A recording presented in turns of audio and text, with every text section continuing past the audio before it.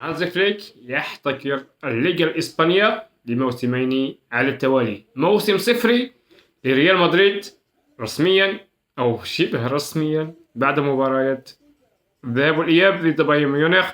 يتأكد أن موسم ريال مدريد موسم صفري تحت قيادة أربيلوا.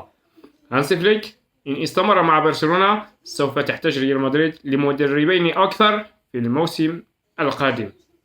ريال مدريد تحتاج من الآن أن تستعد للموسم القادم دون التفكير في هذا الموسم، لأن هذا الموسم محسوم، شبه محسوم أنه موسم صفري.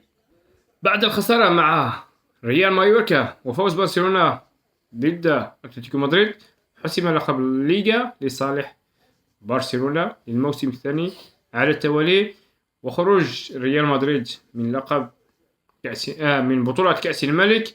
وكذلك قوة بايرن ميونخ هذا الموسم تؤكد وبالمضمون أن موسم ريال مدريد موسم صفري. يعني ريال مدريد ستبحث من الآن عن استعدادات أو مدرب ليستعد للموسم 2026-2027، ولا أضمن لها شيئا إن بقي هانس فليك بنفس المستوى وبنفس النسق التصاعدي لبرشلونة وبأبناء المدرسة فقط.